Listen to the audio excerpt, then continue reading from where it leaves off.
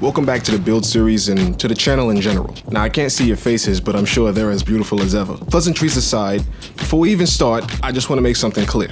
Okay? This is just for the 1 million commenters on the last episode that kept mentioning that this threaded hole is actually for the mirror. Which is fine. Correct even. But please understand that this bracket, as provided by Nissan, has several drilled holes for different mounting setups.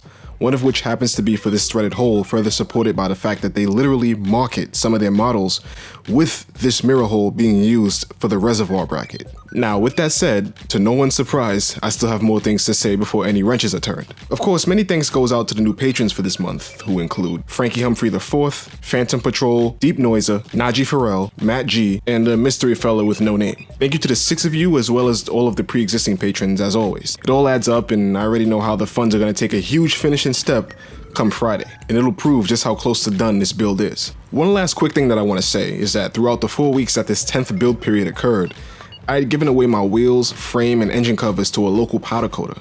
But unfortunately, by circumstance, I wasn't able to get those parts back in time for this particular episode, so if this episode feels a little bit incomplete, then that's why. The other reason why it may feel a little incomplete is because I actually finally threw away all those brake cleaner carcasses because, well, they were taking up space as a dead joke, and as you guys know, I'm not one to run any gags into the ground or anything. Now, I know I usually segment these videos into each day of work that was done, but since I was wrenching or working in one way or another for basically every single day of this period, oftentimes in short morning bursts before I leave for work, I'm just gonna skip the whole day thing for this one, but let me refresh you on what the last episode ended on.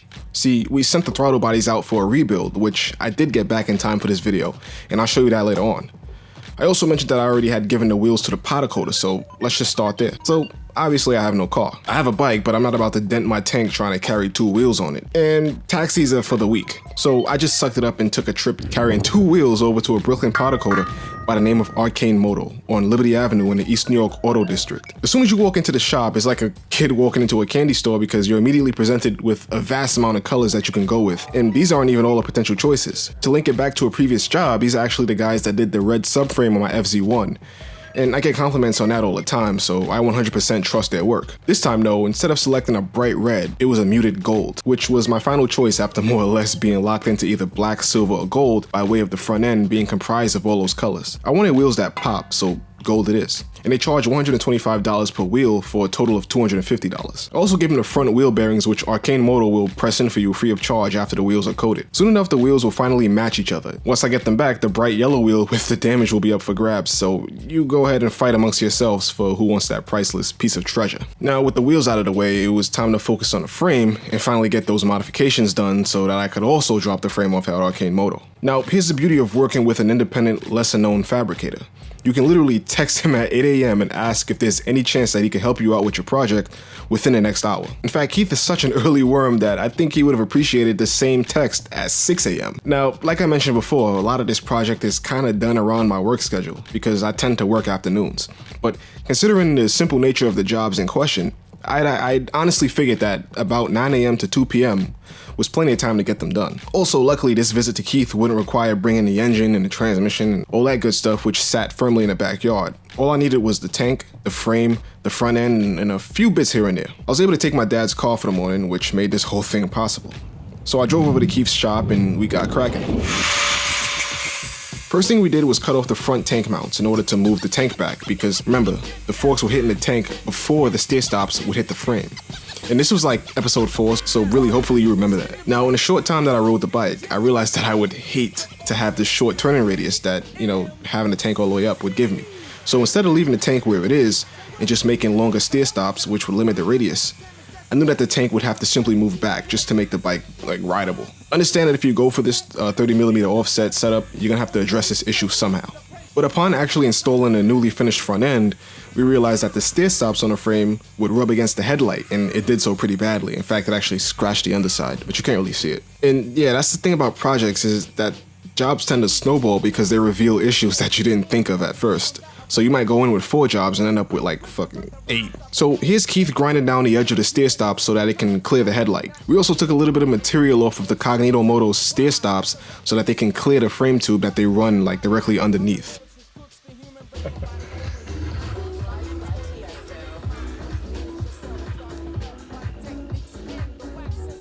back and forth. But after that small victory, it was time for Fosters. Part 2 of a joke that seemingly lost me my Australian demographic, as well as the respect of this bodega cat. Because apparently Australians don't really drink Fosters, and the commercial slogan is actually all a lie. Much like any sign of stability in my life. Too deep? Alright, let's just slam these already so we could please the sponsors. Now, working our way from front to back, the next step was to weld those front tank mounts back onto the frame, but this time very slightly further back to give room for the forks to turn fully without hitting the tank. So, how much further back exactly? Well, look at this foam gasket that's between the frame and the tank. Do you see that clear line that separates both halves of it, where it goes from dull to shiny? Well, the front half is the part that was exposed to the sun and the elements for like 30-something years. And the back half looks different because that was under the tank, protected for that long. So that smooth, shiny area that's now exposed is how much we move the tank back, if that makes sense. It barely makes a difference visually, but once the bike actually gets on the road, it'll handle like a motorcycle and not a 16-wheeler doing a U-turn. Once again, moving further back, it was time to finally bend those subframe brackets. Now, if you remember, the problem was that we initially welded the subframe in a parallel fashion instead of making it taper inward. Now, what this resulted in was a seating area that was way too wide and had no natural cutoff area, so it's like a big square. Cutting off the tabs and re-welding them is an option if you like double work, and if you do, I'm not judging, we're just different. The easy solution to an oversight like this is just to heat the brackets up and bend them in, once they become flexible from the heat. This was the idea as soon as I realized that we had made the parallel mistake. But when we first tried it, things began melting and burning as the bike was completely assembled the last time I was at the shop.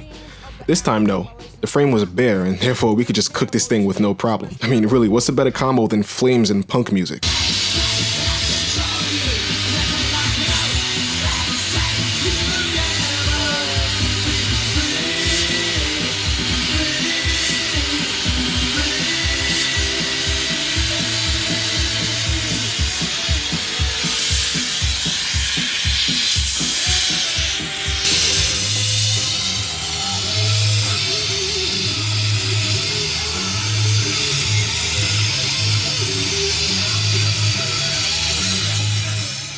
It's times like this where I wish we had a dedicated cameraman in the shop, like Chase on Two Wheels does, so it doesn't seem like Keith is doing all the work in the video.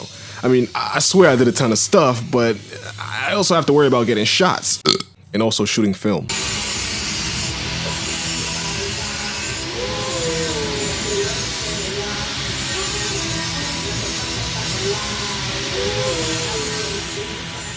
We also cut off a bunch of mounts for things that were no longer needed, just to clean up the frame. And we pretty much nailed the angle of the subframe on the first try, which was fucking amazing, honestly.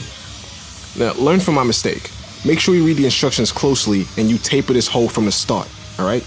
Now, the most intensive job was to make the rear tank mounts. So what we did was cut the mounts off of the old unused frame beams, which would ensure that they were a perfect fit for the inserts under the tank. Now, apparently at some point, BMW had some shitty mounting clips for the tank that had a tendency to puncture the tank in the event of a crash or something. I'll explain about the clips. When these old K-bikes get in an accident, in a front-end collision, these two pins that are molded into the bottom of the tank, if they are retained by those C-clips, and this fuel tank is full, or the bike strikes something with enough momentum that the fuel tank shifts forward a little bit, it bends, if you're lucky, it bends those tabs on the bottom of the tank, and maybe you get a little bit of a fuel leak. If you're unlucky, the fuckers rip right off. You have two big gaping holes with fuel pouring down on top of the engine, and poof! Suddenly you're Stay Puft Marshmallow Man on a little crispy side. Keep a fire extinguisher with you if you want to run those stupid fucking clips on there. I take them off, I throw them away, I refuse to put them on for people. I'm not cooking anybody that I don't want to cook. Well, my tank didn't have them, so it was a lot easier to figure something out with how to mount it. But remember, not only did I have to go to work that day, my pops needed the car to go to his job. So I had to leave this part to Keith and just pick up the finished product later that night. When you gotta pick up your derelict bike, you don't got the call for the day. I had to go to work and I couldn't get the van. So I rented a car to go so I could take this thing home. So I mean, I live in a hood, so you can't park these out here. So I gotta drop it off to my house. I gotta take it back somewhere where it's legal to leave it. according to Cargo according to their rules. So yeah, pain in the ass, but whatever.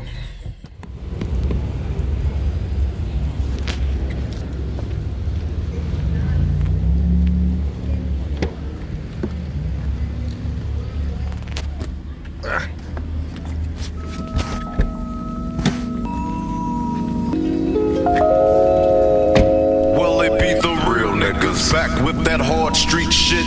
Bitch niggas be pissing a fit, but I say fuck them when I fuck them.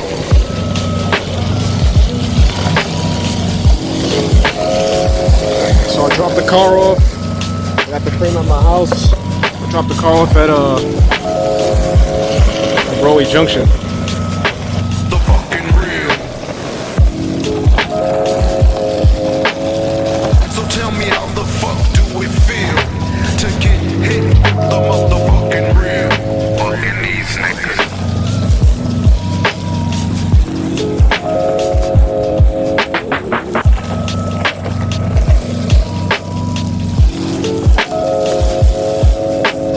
Keep that shit.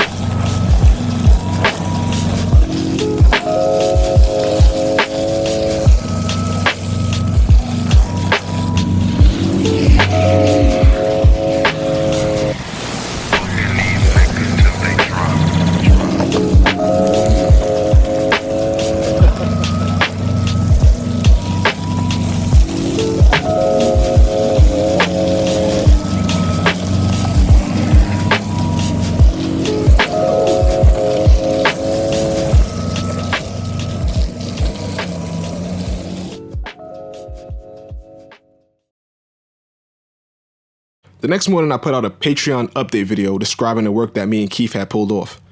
So here's that.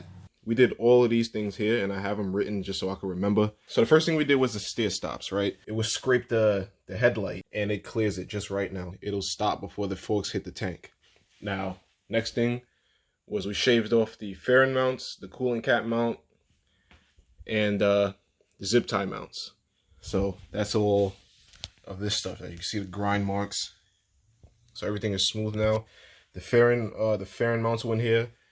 The coolant filler cap mount went here. It was like 2 bolts that stuck out.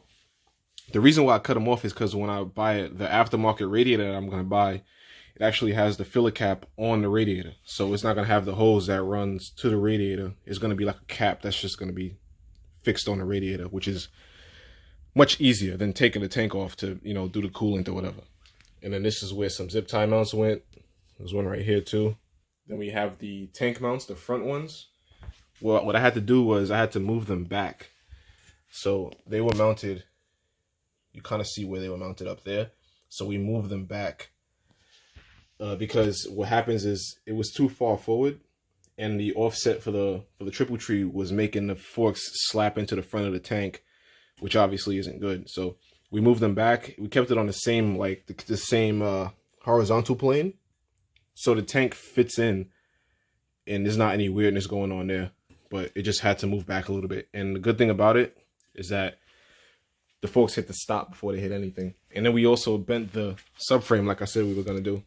You can kind of see it still has like the remnants of that heat. It's kind of discolored, but once I get this powder coated, you won't see any of that. So what we did was we made them kind of taper inward, because before they were parallel, which they shouldn't be. And I actually have the old seat, so I can show you how much we moved it.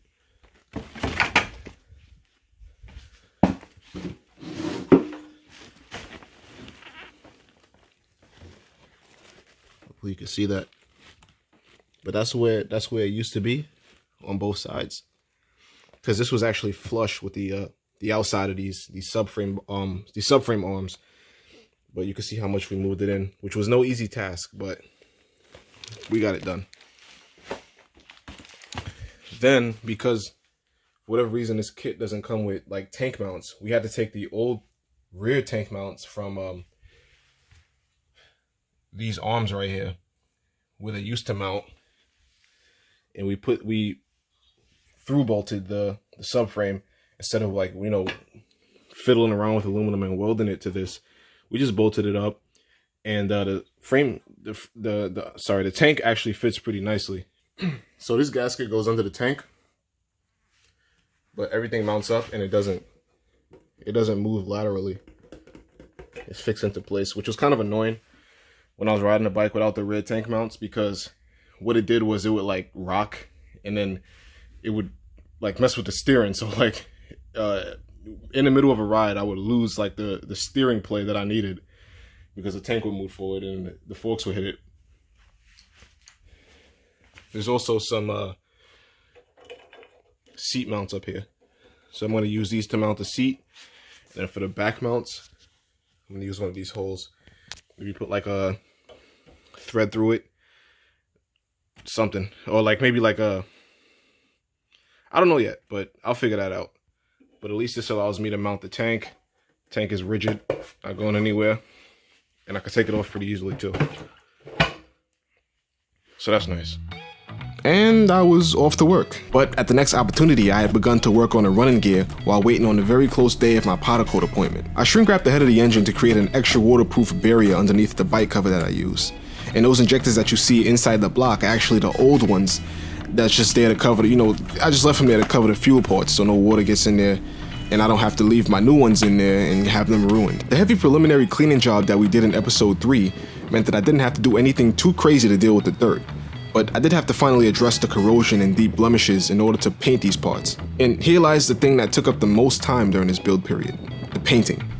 To start, I removed a bunch of stuff around the engine and vacuumed up any loose dirt. Then I masked off anything that I wanted to paint to avoid.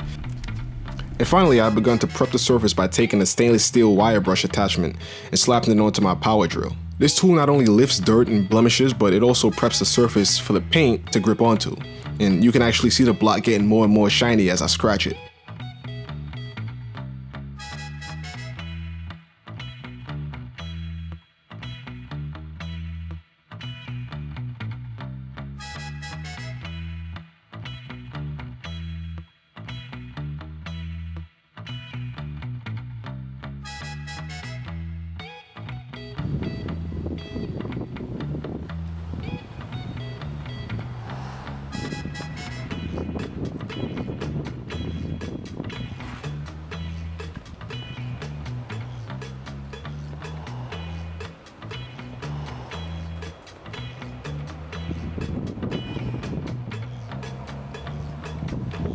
Now as far as the paint goes, I'm using VHT aluminum caliper paint with no primer.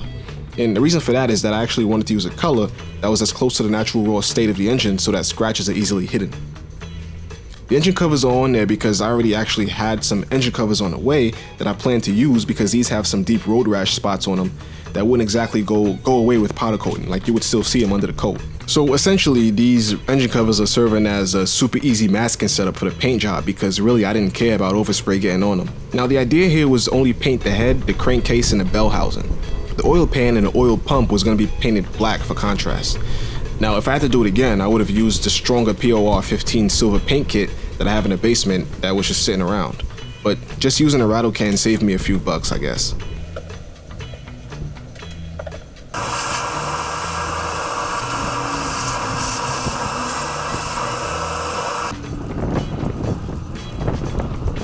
I put 3 layers of clear on the block and I was satisfied with the final result.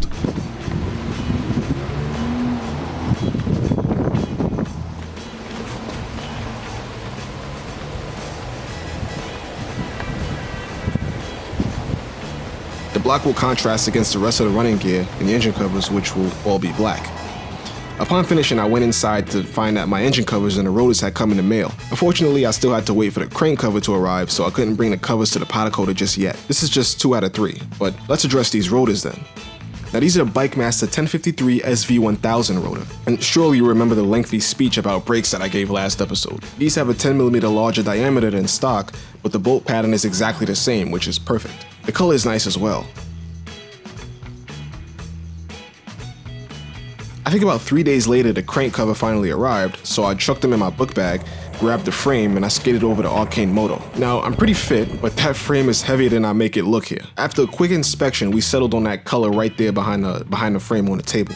is called Evo Gray, which is very popular for wheels when guys want a dark color, but one that's a little bit deeper than just a solid black. So this should give a small amount of pizzazz to an otherwise boring frame. A compromise between the bright aluminum subframe and the black mainframe. The frame job would run me about $250, and I also gave up the engine covers and chose a simple matte black color with just brushed lettering and fins, you know, the generic stuff, which ArcaneMoto will gladly do for you on top of the powder coat with a layer of clear over them so the brushed parts stay fresh looking. I saw a post of a BMW final drive being powder coated on their Instagram page, so I inquired if they could do such a job without having me deconstruct the final drive. Unfortunately not, so I just decided to paint it along with the rest of the running gear. For the record, I'm keeping the shock linkage a raw aluminum color even though I'm powder coating the subframe.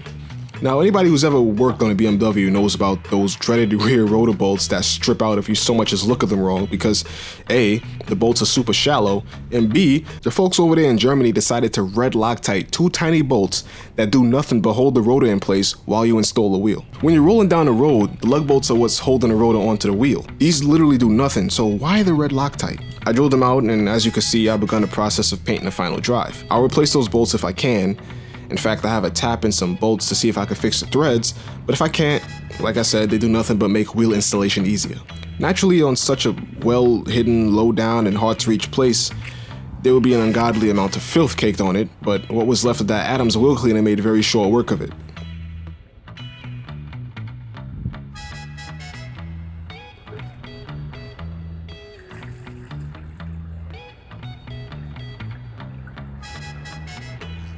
I actually accidentally made a Rorschach test when I wiped off the table, so there's that. I went ahead and wire brushed one side of the inner part of the final drive like I did with the engine block before painting, and you can see the difference in, the difference that it makes compared to the side that I didn't do.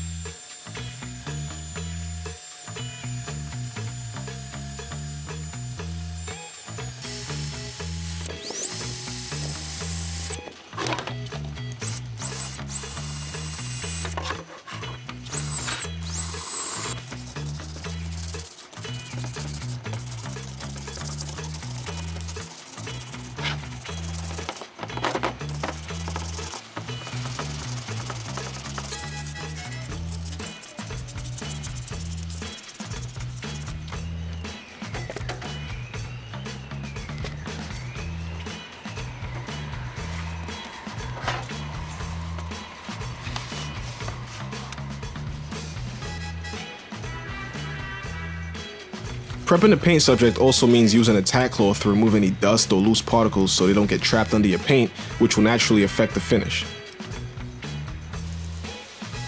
I'm using engine enamel primer for these parts. It's hard to screw up the primer coat because primer is thick and it dries quickly, so it barely ever runs if you overdo it in one spot. You have to actively be trying to screw up before that happens.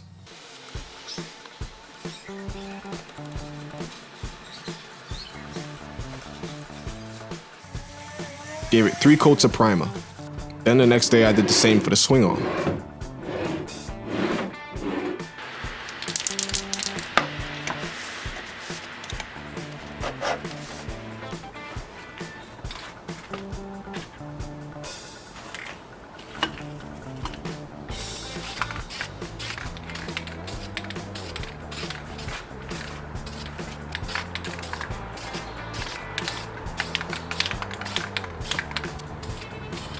Once I did 3 coats of primer on the swing arm, I switched back to the final drive to allow it to dry.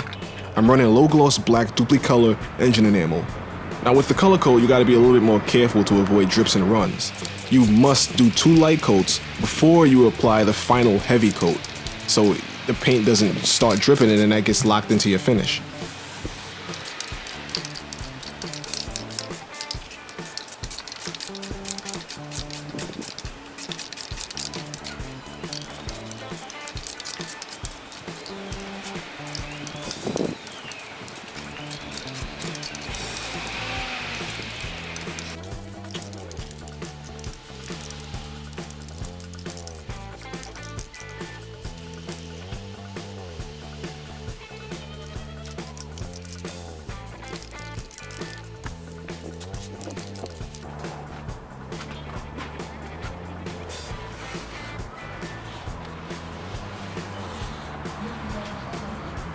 Now this is 3 coats of low gloss black.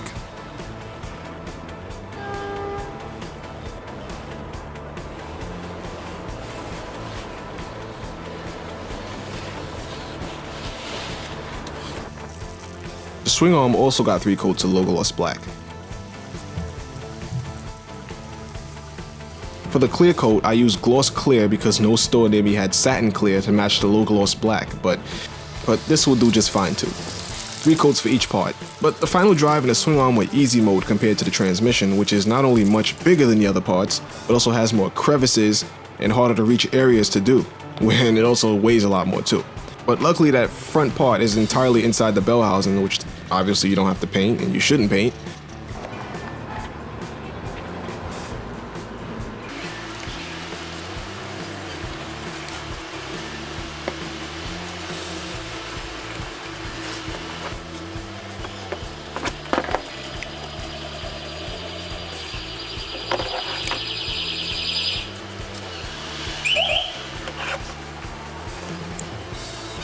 The transmission was a 2-day job, but after I spent a ton of time cleaning and wire brushing it, it was ready to go. The only thing left to do was wrap my shaft.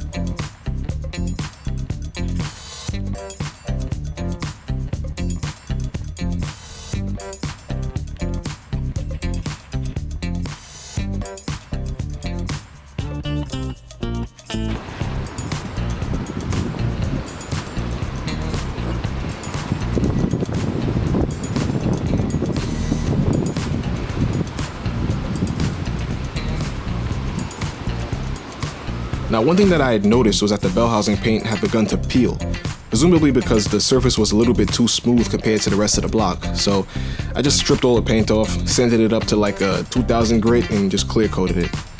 I also put a coat of black paint on the oil pan and the oil pump. Naturally though, with a polished alternator cover and bell housing, it was time to polish the starter motor. I filmed a video of the starter at each step of sanding, so I think you'll enjoy the changes and finish at each step.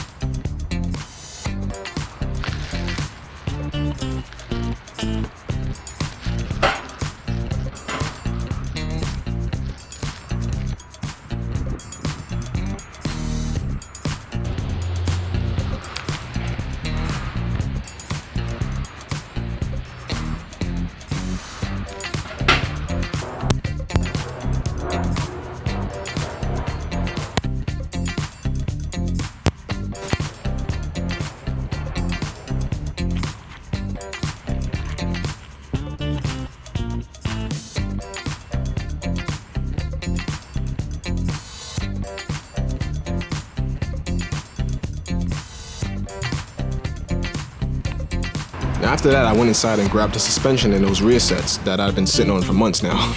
And let me tell you, I was loving the contrast between the black parts and the raw aluminum parts. It was looking industrial yet cohesive, shiny yet tough. Now I want this thing to have a daily drivable look to it. I don't want a showpiece, you know? And I think I succeeded.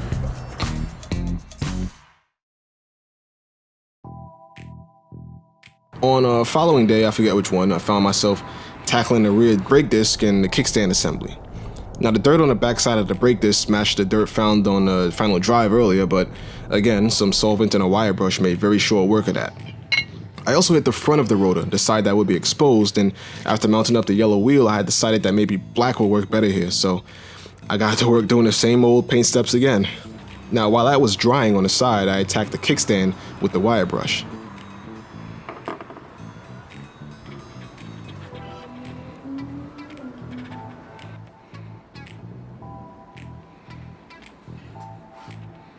You know, after hours upon hours being spent brushing aluminum, I was actually kind of hyped to be working on a piece of iron, which pretty much tells you what I've become at this point. Either way, after using easy oven cleaner and a wire brush, the kickstand base was shiny as can be, but naturally has to be clear coated or else it will rust at the first sight of rain.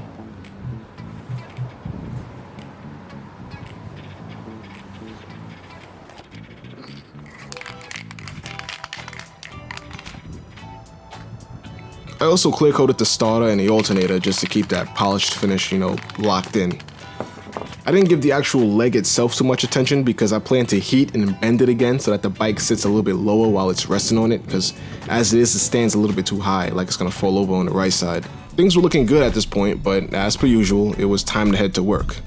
Luckily though, I had just received my YouTube payment for the month, and I could spend my lunch break ordering some boring OEM parts that needed replacing, mainly just like rubber stuff that had gone bad on the bike. So take a look. What I got here is a big OEM parts order from Max BMW Motorcycles. It's like a dealership in the tri-state area, but they also do like OEM parts for all the BMW bikes. So I ordered these parts on Wednesday, and then on Thursday they shipped, which was yesterday, and today is Friday, and they're here. So that's the beauty of having this in the tri-state area, because I'm close by, and I also put express shipping for like, you know, $10. So this order got here with the quickness. So let's see what's inside. So it turns out I made this order on Tuesday, not Wednesday, but Tuesday. It was like Tuesday night, which is basically Wednesday when you look at it from like a business perspective. This is all the stuff I ordered. And that's what it came out to, $235. I also ordered 2 other parts, which I'll talk about later. Basically the little rubber mounts that go onto the frame that mount to the front of the engine to dampen vibrations. And that's the address. It's in Connecticut, so it was like right there, luckily. They gave me candy. And some pretty cool stickers too. Now that I realize, I'm guessing that this is where these saddlebags came from, or at least a sticker. Maybe not the saddlebags, but they gave me candy, I guess, because you know Halloween is a couple days away. What is that? Oh, it's a keychain. That's pretty cool. This pile is basically all of the engine cover stuff. So you got the gaskets for both sides. And then these are the little gaskets that go around the bolts that hold the engine covers together. We got the half moons. So that's all of that. This is basically just a bunch of odds and ends around the bike. So like zip ties, O-rings, washers, like lock nuts, lock rings, different things like that. And then all of this, hoses and bushing. So remember when the bike stopped running, right? And I did that video where I was spraying starter fluid on these, the ones that are already on the throttle bodies.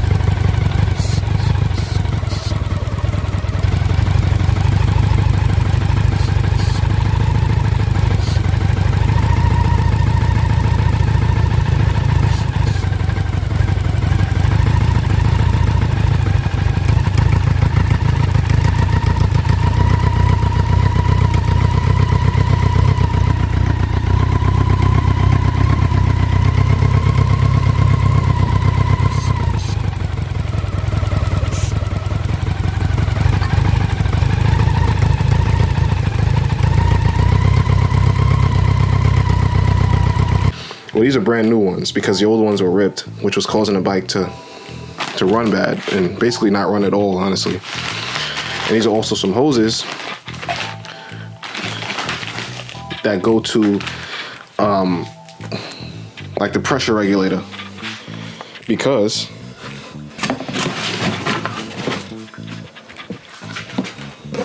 I'm running low on space here. This is the throttle body assembly that I got back from Ditstang, the dude who does like professional K-bike builds on Instagram. And these are the throttle bodies. I'm gonna rip these out, give you a look at them. Yeah, so these things look amazing. So this is Ditstang's work, the throttle bodies. So entirely torn down, rebuilt, and polished. So not only is this thing gonna work better, but it looks amazing.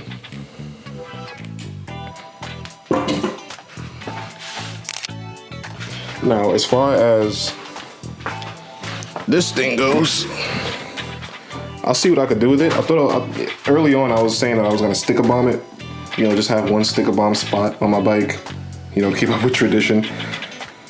But I don't know. I also still have these rear sets, and I'm gonna leave them. You see the machining marks?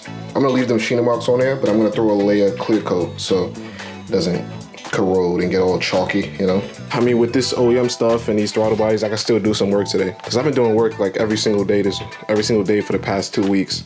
Like I've been doing something. So this is a throttle assembly that was rebuilt by a fella named Ditstang on Instagram. Now, if you're deep into K-bikes, odds are you know him through his many K-bike builds. He does full teardown, rebuild, and polishing of these old throttle body assemblies for $125 plus shipping. And let me tell you, he makes them look brand new. Now, these things are a real work of art when you treat them right, and Ditstang does these for the general public, but he's currently taking a break right now to focus on his own build that he has going on, as he tends to get flooded by these throttle bodies. So, seriously, please refrain from requesting a rebuild until the start of next year, when he plans to resume the rebuild service. Now, I can tell how much time gets put into these, so if you do send yours come 2020, send a guy a tip as well. Anyway, I had gotten to work clear coating the rear sets to lock in that shiny machine finish into place wherever I could.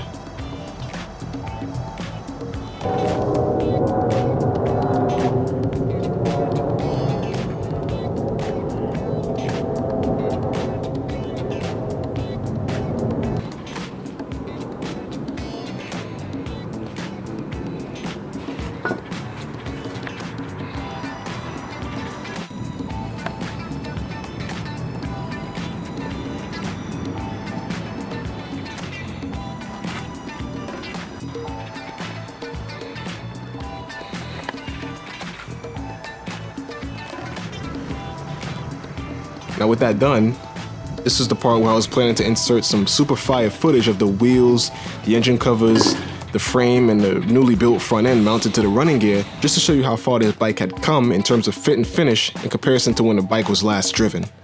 But unfortunately, sometimes things don't go to plan. The consolation, however, is that good things come to those who wait, and I know you can't rush perfection. So next episode will be featuring those parts. I guarantee that. The great thing though is that I can absolutely see the finish line at this point. Once I get the stuff back, I'll begin the wiring process and handle some other loose ends around the bike. Really, I could wrap this series up in like 2 more episodes, but I could probably also stretch it out into 4 shorter ones that drop more frequently, and honestly that's what I think I'll do, because I'd like to go into depth about the electrics namely. So next episode will likely be the wiring and a few loose ends here and there, and when I get those coated parts back, I'll be posting picture updates via Instagram, and I'll do a video update on Patreon as well. So if you're not on at least one of those platforms and you would like to follow the build beyond YouTube, head on over to at least one of them. That's it. Thanks for watching and enjoy your Halloween weekend.